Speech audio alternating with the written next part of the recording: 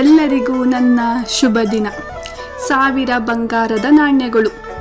ಒಮ್ಮೆ ಒಂದು ಹಳ್ಳಿಯಲ್ಲಿ ರಾಮಯ್ಯ ಎಂಬ ಬಡ ರೈತನಿದ್ದ. ಅವನು ಪ್ರತಿದಿನ ಹೊಲದಲ್ಲಿ ದುಡಿದು ತನ್ನ ಹೆಂಡತಿ 2 ಮಕ್ಕಳೊಂದಿಗೆ ಬದುಕುತ್ತಿದ್ದ. ಆದರೆ ಆತನ ಕನಸು ಯಾವಾಗಲೂ ನಾನು ಹೇಗೆ ಶ್ರೀಮಂತನಾಗಬಹುದು ಅನ್ನುವುದೇ ಆಗಿತ್ತು. ಒಮ್ಮೆ ಹಳ್ಳಿಗೆ ಒಬ್ಬ ಜ್ಞಾನಿ ಬಂದನು. ಹಳ್ಳಿಗಾರರು ಅವನನ್ನು ಸುತ್ತುವರೆದರು. ರಾಮಯ್ಯನು ಕೂಡ ಹೋಗಿ ಕೇಳಿದ, ಸ್ವಾಮಿ, ನನಗೆ ಶ್ರೀಮಂತನಾಗುವ ದಾರಿ ಹೇಳಿ. ಜ್ಞಾನಿ ನಗುತ್ತಾ ಹೇಳಿದ, ನೀನು ಸತ್ಯವಂತ, ಪರಿಶ್ರಮಿಯಾಗಿರು. ನಿನ್ನ ಬಳಿ ಇರುವುದನ್ನು ಸರಿಯಾಗಿ ಉಪಯೋಗಿಸು.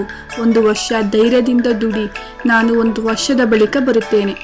ರಾಮಯ್ಯ ಇದನ್ನು ಮನಸ್ಸಿನಲ್ಲಿ ಇಟ್ಟುಕೊಂಡು ಅವನು ಪ್ರತಿದಿನ ಹೊಲದಲ್ಲಿ ಹೆಚ್ಚು ಪರಿಶ್ರಮ ಮಾಡಿದ. ಮಳೆಯಾಗದಿದ್ದಾಗಲೂ ಆಶಾಭಂಗ ಪಡೆದೇ ದುಡಿದ. ಅವನು ಬೆಳೆದ ಬೆಳೆಗಳನ್ನು ಹಾಳು ಮಾಡದೆ ಸ್ವಲ್ಪ ಸ್ವಲ್ಪವಾಗಿ ಜಮಾ ಮಾಡತೊಡಗಿದ. 1 ವರ್ಷ ಕಳೆದ ಮೇಲೆ ಜ್ಞಾನಿ ಮತ್ತೆ ಹಳ್ಳಿಗೆ ಬಂದರು. ರಾಮಯ್ಯ ಆತನನ್ನು ಭೇಟಿಯಾಗಿ ಹೇಳಿದ, ಸ್ವಾಮಿ, ನಾನು ಹೇಳಿದಂತೆ ಕೆಲಸ ಮಾಡಿದೆ, ಆದರೆ ಇನ್ನೂ ದೊಡ್ಡ ಸಂಪತ್ತಿಲ್ಲ.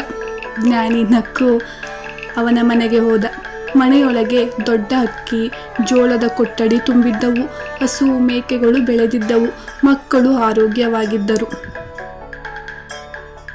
ಜ್ಞಾನಿ ಹೇಳಿದ, ರಾಮಯ್ಯ, ನಿನಗೆ 1000 ಬಂಗಾರದ ನಾಣ್ಯಗಳಷ್ಟೇ ಬೇಕೆಂದುಕೊಂಡೆ. ಆದರೆ ನೀನು ಹೊಂದಿರುವುದು ಅದಕ್ಕಿಂತಲೂ ಬೆಲೆ ಬಾಳುವುದು.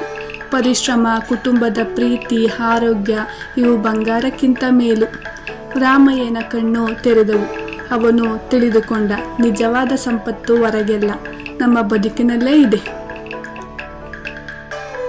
ಈ ಕಥೆಯ ನೀತಿ ಏನಂತ ಅಂದರೆ, ಪರಿಶ್ರಮ, ಸತ್ಯ, ಕುಟುಂಬದ ಪ್ರೀತಿ ಇವೇ ನಿಜವಾದ ಸಂಪತ್ತು. ಬಂಗಾರ, ಆಸ್ತಿ ಪಾಸ್ತಿ ತಾತ್ಕಾಲಿಕ.